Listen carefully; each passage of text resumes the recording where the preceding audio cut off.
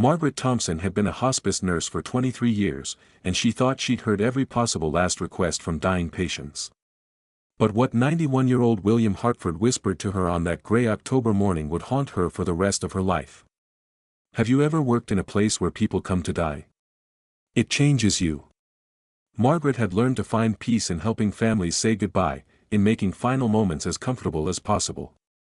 She'd held the hands of thousands of people as they passed from this world to whatever comes next. William Hartford was different from her other patients at Sunset Manor. For one thing, his private room cost more per month than most people's annual salary. The man who built a pharmaceutical empire worth $8 billion could have died anywhere, in his mansion, on his yacht, surrounded by the finest medical care money could buy. Instead, he chose a modest hospice in suburban Chicago. Margaret had been caring for William for 6 weeks. Pancreatic cancer, stage 4. The doctors had given him 3 months, but William was fighting with a stubbornness that impressed even the most experienced staff. He never complained about the pain, never asked for more medication, and never had visitors, which struck Margaret as particularly sad for such a powerful man. "Don't you have family, Mr. Hartford?" Margaret had asked him one evening while checking his vitals. "Children? Grandchildren?" The question seemed to cause him physical pain deeper than what the cancer was doing to his body. "I have a son," William had whispered, his voice barely audible. "But he hasn't spoken to me in 15 years. Margaret had seen this before, successful men who built business empires while their personal relationships crumbled. The irony was always heartbreaking. William's son was Michael Hartford, though he'd legally changed his name to Michael Thompson years ago. Margaret recognized the name from news reports. He ran a foundation that provided free medical care to underserved communities. The foundation's mission statement was pointed: "Healthcare is a human right, not a commodity." Everyone in the medical community knew it was a direct rebuke to his father's business practices. The break between father and son had been very public and very ugly. Michael had accused his father of price gouging life-saving medications, of putting profits before patients' lives. When William had raised the price of insulin by 400% overnight, Michael had publicly denounced him as a man who profits from human suffering. They hadn't spoken since. But on this Tuesday morning, as autumn rain drummed against the hospice windows, William Hartford was dying. Margaret could see it in his labored breathing, in the way his skin had taken on that waxy pallor she knew too well. He had maybe hours left, certainly not days. That's when William gripped her hand with surprising strength and made his request. "Margaret," he whispered, "I need you to call my son. But don't tell him I'm dying. Don't tell him where I am. Just call him and say 3 words, Dad forgives you." Margaret stared at him in confusion. "Mr. Hartford, shouldn't you be asking for his forgiveness? You're the one who—" But William cut her off with a shake of his head. "You don't understand," he said, tears streaming down his weathered face. "The insulin price increase, the medication scandals, none of it was my decision. The board of directors forced it through while I was recovering from my first cancer surgery. By the time I found out, the damage was done. Michael tried to tell the world the truth, tried to defend me, but I was too proud to let him. I told him to stay out of it, told him to focus on his own work. When he went public with his criticism, I should have supported him. Instead, I disowned him to protect the company's reputation." Margaret felt her heart breaking as William continued. "My son spent 15 years thinking his father chose money over people's lives. He thinks I hate him for speaking out. But the truth is, I'm the one who needs forgiveness. I was too proud to tell him the truth, too stubborn to admit I was wrong. Now I'm dying, and he believes his father was a monster." "Then tell him yourself," Margaret urged. "Call him. Explain what really happened." William shook his head weakly. "He won't take my calls. He's blocked my number, returned my letters unopened. But he might listen to you. Healthcare workers were always his heroes." William's breathing was becoming more labored. "Please, Margaret. Just those 3 words, Dad forgives you. Let him know that his father's last thoughts weren't anger, but love." Margaret held William's phone in her trembling hands, staring at the contact labeled simply, "Michael." She had promised a dying man she would make this call, but what if Michael Hartford, or Thompson, as he preferred, hung up on her? What if those 3 words weren't enough to heal 15 years of pain and misunderstanding? William had fallen into a restless sleep, his breathing shallow and irregular. Margaret knew the signs. He had maybe 6 hours left, possibly less. This phone call might be her only chance to honor a dying man's final wish. She stepped out onto the hospice's quiet garden patio and dialed the number. The phone rang 3 times before a familiar voice answered. Margaret had seen Michael Thompson interviewed on television dozens of times, his passionate advocacy for healthcare reform making him a frequent guest on news programs. Michael Thompson speaking. His voice was professional but warm, the voice of someone who genuinely cared about helping others. "Mr. Thompson, this is Margaret Thompson, no relation. I'm a hospice nurse at Sunset Manor in Chicago. I'm calling because someone asked me to give you a message." There was a pause. "I'm sorry, I don't understand. Who asked you to call me?" Margaret took a deep breath, remembering William's exact words. "Someone wanted me to tell you that Dad forgives you." The silence on the other end of the line stretched so long that Margaret wondered if the call had dropped. When Michael finally spoke, his voice was barely a whisper. "Who are you? How do you know about my father?" "I can't say more than that," Margaret replied, following William's instructions. "I was just asked to pass along those 3 words, Dad forgives you." "Is he?" Michael's voice cracked. "Is he dying?" Margaret closed her eyes. William had been specific, "Don't tell him I'm dying, don't tell him where I am.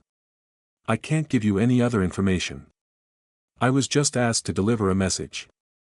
"But I'm the one who needs forgiveness," Michael said, and Margaret could hear tears in his voice. "I said terrible things about him. I called him a monster on national television. I destroyed our relationship over principles, but he's still my father. I've spent 15 years wanting to apologize, but I was too proud to reach out." Margaret's heart ached as she listened to Michael's confession. Here was a son who loved his father, who had spent 15 years carrying guilt over their estrangement. And just a few hundred yards away was a father who blamed himself for the same rift. 3 words, Margaret repeated softly. "Dad forgives you." After Michael hung up, Margaret sat in the garden for several minutes, processing what she had just heard. Both father and son believed they were the one at fault. Both had been carrying guilt and regret for 15 years. And now, with William dying, she was the only person who knew the truth about both sides. She found William awake when she returned to his room, his eyes alert despite his weakening condition. "Did you call him?" he asked. "I did," Margaret confirmed. "I gave him your message exactly as you asked." William smiled, the first genuine smile Margaret had seen from him in 6 weeks. "How did he sound?" Margaret chose her words carefully. "He sounded like a son who loves his father very much." William nodded, seeming to find peace in that simple statement. "That's all I needed to know." But Margaret wasn't done. As a healthcare professional, she had learned when to follow instructions exactly, and when to use her judgment for the greater good. This was clearly a time for judgment. "Mr. Hartford," she said gently, "what if I told you that your son has been carrying guilt about your relationship for 15 years? What if I told you that he believes he's the one who needs forgiveness?" William's eyes widened. "What do you mean?" "I mean that both of you have been suffering from the same wound, both blaming yourselves for the same argument. Your son doesn't think you're a monster. He thinks he failed you by speaking out publicly. He's been wanting to apologize for 15 years but was too proud to make the first move." William stared at the ceiling, processing this information. "He wants to apologize. To me?" "He loves you," Margaret said simply. "And you love him. The only thing standing between you and reconciliation is pride. And Mr. Hartford, you don't have time for pride anymore." William was quiet for a long moment, then reached for his phone with shaking hands. "Will you help me call him back?" Margaret smiled and took the phone. "I thought you'd never ask." This time, when the phone rang, Michael answered on the first ring. "Hello? Michael?" William's voice was weak but clear. Son, it's me. The silence that followed stretched across 15 years of misunderstanding, pride, and heartbreak. Margaret watched William's face as he waited for his son's response, knowing that these might be among the last words the dying man ever spoke. Dad? Michael's voice was barely audible through the phone speaker. Is it really you? It's me, son. William's eyes filled with tears. I'm so sorry. I'm sorry for everything. No, Dad, I'm the one who's sorry. I said horrible things about you on television. I called you things that no son should ever call his father. I've been trying to build up the courage to apologize for 15 years. Margaret quietly stepped out of the room to give father and son privacy, but she could hear William's voice through the door. Michael, listen to me. The insulin scandal, the price increases, none of that was my decision. The board forced it through while I was sick. When you spoke out, you were defending what was right. I should have supported you instead of choosing the company over my own son. But Dad, I chose my principles over our relationship. I put my public image ahead of my father. What kind of son does that? The kind of son who stands up for what's right, even when it costs him everything. The kind of son I raised to be. Michael, I've never been more proud of you than I was watching you fight for those patients, even knowing it would destroy our relationship. Margaret found herself crying as she listened to the conversation. In 23 years of hospice work, she had witnessed many deathbed reconciliations, but few as profound as this one. Both men had spent 15 years carrying guilt that belonged to neither of them. Dad, where are you? I need to see you. William looked toward Margaret, who nodded and stepped back into the room. I'm at Sunset Manor Hospice in Chicago. Room 247. But son, you need to know, I don't have long. I'm coming, Michael said immediately. I'm in Detroit, but I'll drive straight through. Don't you dare die before I get there. Despite his condition, William laughed, a sound Margaret hadn't heard from him in weeks. I'll try to stick around for a few more hours. I love you, Dad. I love you too, son. I always have. After William hung up, he turned to Margaret with gratitude in his eyes. Thank you. If you hadn't made that call. If I hadn't made that call, both of you would have continued carrying guilt that wasn't yours to carry, Margaret finished. Sometimes healing requires someone to take the first step, even if it's a stranger. Michael arrived 4 hours later, having broken every speed limit between Detroit and Chicago. Margaret watched from the nurse's station as he burst through the hospice doors, his face showing the same urgency she'd seen in countless family members racing against time. When Michael saw his father, frail, thin, clearly dying, he broke down completely. Dad, I'm so sorry I waited so long. 15 years isn't too late if we still have today, William replied, embracing his son for the first time since Michael was a young man. They talked through the night, about the business, about their relationship. About all the lost years between them. Margaret checked on them periodically and found them sharing memories, laughing about Michael's childhood, discussing the medical foundation that had become Michael's life's work. I'm proud of what you built, William told his son as dawn broke through the hospice windows. You took the opposite path from me, and you were right to do it. Healthcare should be about helping people, not maximizing profits. But you built something too, Dad. Your company employed thousands of people, developed medications that saved millions of lives. We both contributed to healthcare, just in different ways. William smiled weakly. Maybe we're both right. As morning turned to afternoon, William's condition deteriorated rapidly. But he was peaceful now, holding his son's hand, no longer carrying the burden of their estranged relationship. Dad? Michael said softly as William's breathing became more labored. Yes, son. Thank you for forgiving me. William squeezed his son's hand with what little strength he had left. Thank you for forgiving me. William Hartford died at 3:47 that afternoon, surrounded by love instead of regret. Margaret had witnessed many deaths in her career, but few as peaceful as this one, the death of a man who had made peace with his past and his family. At the funeral, Michael spoke about his father with a love and respect that surprised the business world. He announced that he would be merging his foundation with his father's pharmaceutical company, creating a new kind of healthcare organization, one that balanced profit with purpose, innovation with compassion. My father taught me that it's never too late to choose love over pride, Michael told the gathered mourners. And that sometimes, the most important conversations begin with the simplest words, "Dad forgives you." The morning after their reconciliation, William Hartford looked more at peace than Margaret had seen him in the 6 weeks she'd been caring for him.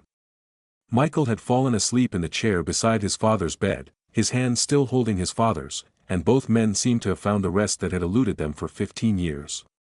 Margaret brought Michael a cup of coffee as he woke up, noting how much he resembled his father, the same intelligent eyes, the same determined jawline. But where William's face had been marked by decades of corporate warfare and regret, Michael's showed the compassion that came from dedicating your life to helping others. "How is he this morning?" Michael asked quietly, not wanting to wake his father. "His vital signs are weaker," Margaret replied honestly. "But his spirit seems stronger than it's been in weeks. Sometimes that's all we can do, help someone find peace before they go." William stirred and opened his eyes, immediately finding his son's face. "You're still here," he said with relief. "I'm not going anywhere, Dad. We have 15 years to catch up on." Over the next few hours, Margaret watched as father and son shared stories they should have exchanged years ago. William told Michael about the board meetings where he'd fought against price increases, about the nights he'd stayed up worrying about patients who couldn't afford their medications. Michael shared stories about the foundation, about the families they'd helped, about the medical clinics they'd built in underserved communities. "You know," William said during a quiet moment, "when I saw you on television criticizing the company, part of me was proud. You were doing what I couldn't do, standing up publicly for what was right. But Dad, I should have talked to you first. I should have given you a chance to explain." William shook his head. "You were 28 years old, son. At 28, I thought I knew everything too. The difference is, you were actually right about what mattered most." Margaret stepped out to check on other patients, but she found herself returning frequently to room 247. There was something magical happening between these two men, not just reconciliation, but a genuine friendship being born between father and son. "Margaret," William called as she entered for afternoon vitals. "I want to ask you something. Michael's foundation does incredible work, but it's always struggling for funding. What if we could change that?" Margaret looked between father and son, both wearing the same mischievous expression. "What are you planning?" "Dad wants to leave his entire fortune to the foundation," Michael explained. $8 billion dedicated to providing free healthcare to everyone who needs it. "But that's not the best part," William added with a weak smile. "I want to restructure Hartford Pharmaceuticals completely. Instead of maximizing profits, we'll operate on a cost-plus model, covering research and development costs, plus a small operational margin, nothing more." Margaret stared at them in amazement. "You're talking about revolutionizing the pharmaceutical industry." "We're talking about putting patients before profits," Michael said. "Imagine insulin priced at actual cost instead of market manipulation. Imagine life-saving medications available to everyone who needs them." William squeezed his son's hand. "I spent 40 years building a company the wrong way. Maybe I can spend my last few days helping you build something better." "Dad, you don't understand. You built something incredible. You developed medications that saved millions of lives. The problem wasn't the company, it was an industry that prioritized shareholders over patients." "Then let's change the industry," Williams said with the determination that had made him one of the most successful businessmen in America. "Let's show them there's a better way." Margaret realized she was witnessing something unprecedented, a dying billionaire choosing to revolutionize an entire industry with his final act. But more importantly, she was watching a father and son discover they shared the same values, the same vision for how healthcare should work. "There's just one condition," William added. "I want you to change the company name. Hartford Pharmaceuticals has too much baggage. Call it Thompson Medical, after the woman who had the courage to make a phone call that saved our relationship." Margaret felt tears in her eyes. "Mr. Hartford, I can't accept that honor." "You can and you will," William said firmly. You taught me that sometimes love requires someone to take the first step. That lesson is worth naming a company after. As evening fell, William's condition continued to decline, but his spirits remained high. He and Michael spent hours planning the transformation of the company, discussing how to maintain quality research while making medications affordable, how to balance innovation with accessibility. "Promise me something, son," William said as his breathing became more labored. "Promise me you'll remember that we're in the business of healing people, not making money." "I promise, Dad." "But promise me something too, promise me you'll rest knowing that your life's work will continue, just in a better way." William smiled and closed his eyes. "I can rest now." Margaret stayed with the Hartford family through William's final hours, watching as father and son continued planning the future of healthcare even as William's life was ending. Their conversation had evolved from personal reconciliation to something much larger, a vision for how medicine could serve humanity rather than profit margins. "Dad, tell me about the research division," Michael said, holding his father's hand as William fought for each breath. "Which projects should we prioritize?" Even dying, William's mind remained sharp when it came to business. "The Alzheimer's research is promising, 3 years from breakthrough. The pediatric cancer program needs more funding, but the potential impact is enormous. And Michael, there's a diabetes research team that's developed something incredible, a treatment that could eliminate the need for daily insulin injections." Margaret watched Michael's eyes widen. "How long have you known about this?" 2 years. But the board voted to shelve it, said there wasn't enough profit potential in curing diabetes versus managing it. William's voice was getting weaker, but his urgency was clear. "That research team is brilliant. Dr. Sarah Chen, Dr. Marcus Rodriguez, Dr. Jennifer Park. Find them, Michael. Give them unlimited resources. Consider it done, Dad." William struggled to continue speaking. "The patents, son. I've been buying up medical patents for years, not to use them, but to prevent other companies from price gouging. There's a vault in the Hartford building, sublevel 3. Everything is there. Insulin patents, cancer drug formulations, HIV medications. Release them all into the public domain."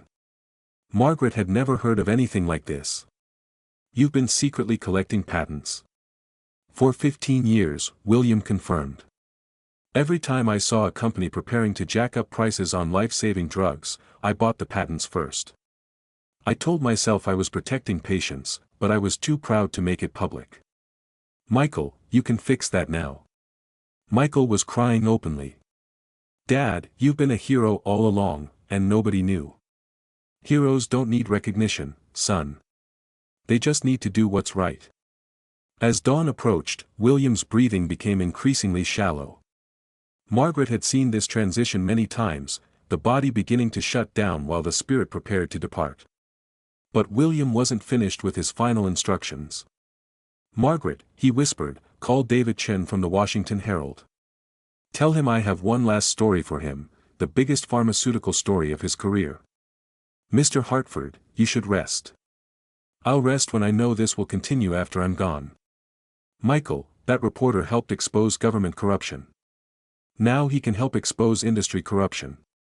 Give him everything, the patents, the shelved research, the board meeting recordings where they discussed putting profits over patients." Margaret looked at Michael, who nodded. She made the call, reaching David Chen at his home. When she explained who was calling and why, Chen didn't hesitate. "I'll be there in 2 hours," he said. "If William Hartford wants to tell the truth about the pharmaceutical industry, I'll make sure the world hears it." David arrived as the sun was rising, his recorder and notebook ready. Margaret was amazed by William's strength as he gave what would be his final interview, explaining decades of industry practices that put profits above patients, detailing the research that had been suppressed, revealing the patents he'd secretly acquired to protect the public. "Why now?" David asked. "Why reveal all this on your deathbed?" "Because my son taught me something," William replied, looking at Michael. "He taught me that some truths are too important to take to your grave. And because I want people to know that change is coming. Thompson Medical isn't going to be like other pharmaceutical companies. We're going to prove that you can develop life-saving medications and still make them affordable. This story will change everything, David said, understanding the magnitude of what William was sharing.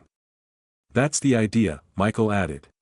My father spent his career being misunderstood. I want his legacy to be the transformation he's making possible.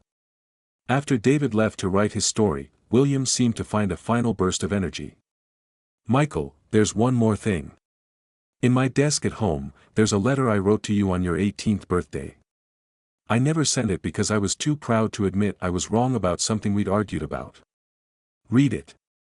It will explain a lot about why our relationship became so difficult. What did we argue about? William smiled weakly.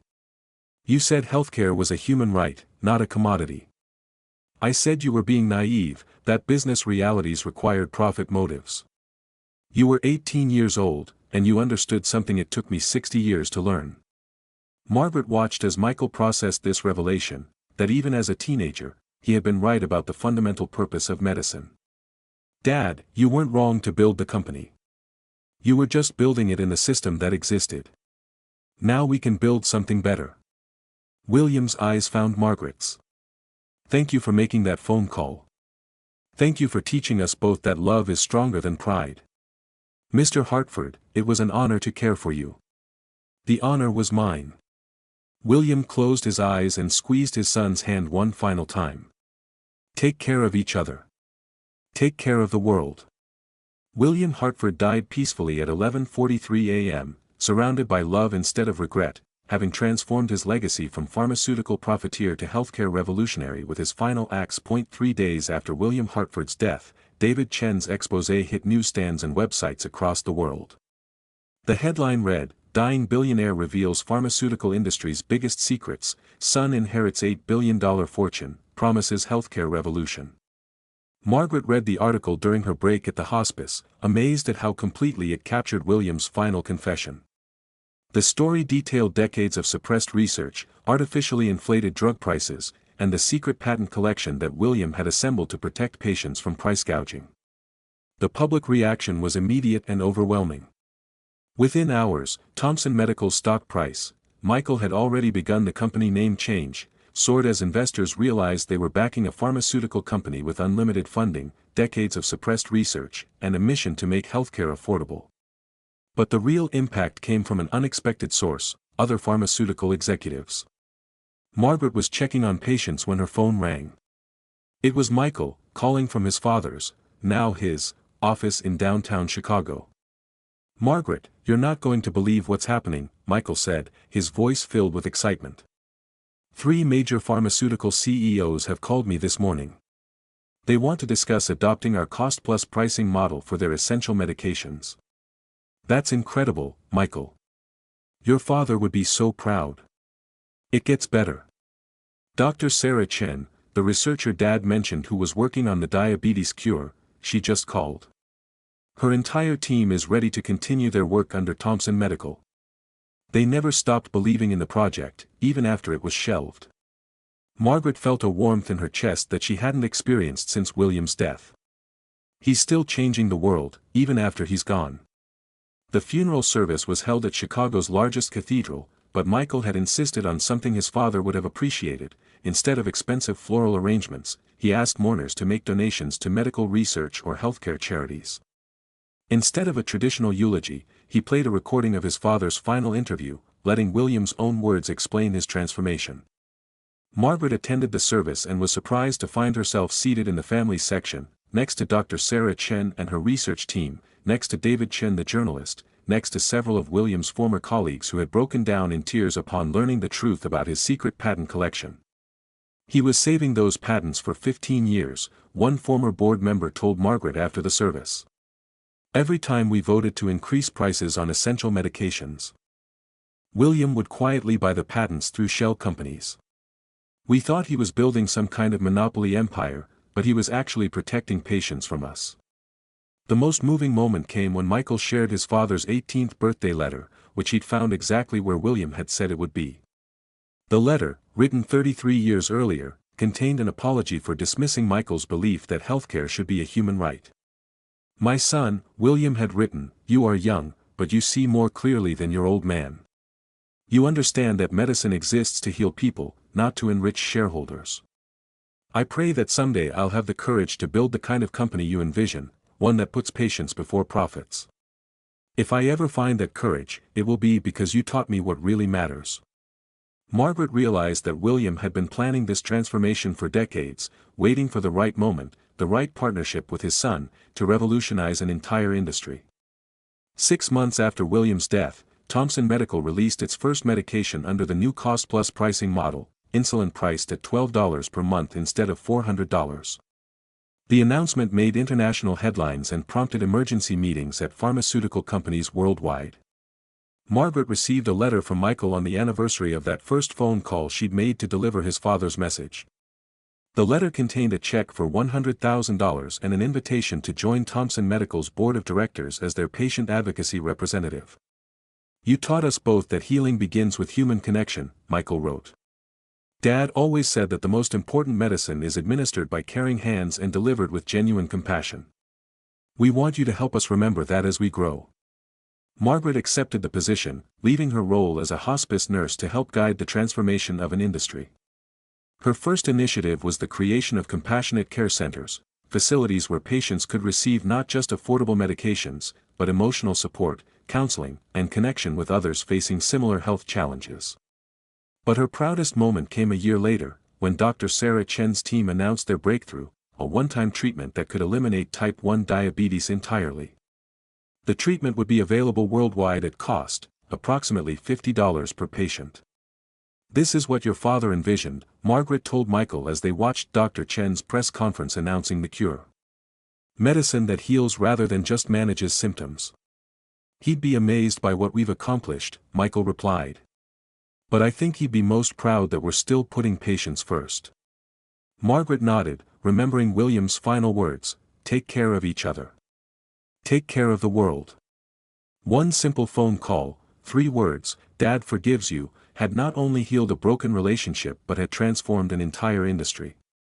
Sometimes the most powerful medicine comes in the smallest doses, delivered at exactly the right moment by someone who cares enough to make the first move. 5 years after William Hartford's death, Margaret Thompson, she had legally changed her name to honor the man who changed her life, stood before the United Nations Health Assembly in Geneva, delivering a keynote address about the transformation of global healthcare. The statistics she shared were staggering. Thompson Medical's cost-plus pricing model had been adopted by 47 pharmaceutical companies worldwide. Life-saving medications that once cost thousands of dollars were now available for under $100. The diabetes cure developed by Dr. Chen's team had eliminated type 1 diabetes in over 200,000 patients globally. But Margaret didn't start her speech with statistics.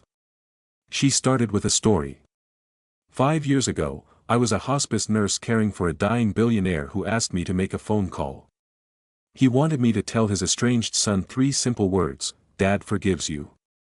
I had no idea that phone call would save not just a relationship, but transform how the world approaches healthcare. In the audience, Michael Hartford Thompson, he had officially changed his name to honor both sides of his family legacy, watched with pride as the woman who had brought his father back to him addressed world leaders about the power of compassion in medicine. The Thompson Medical Foundation had become the largest healthcare charity in history, providing free medical care to over 50 million people annually.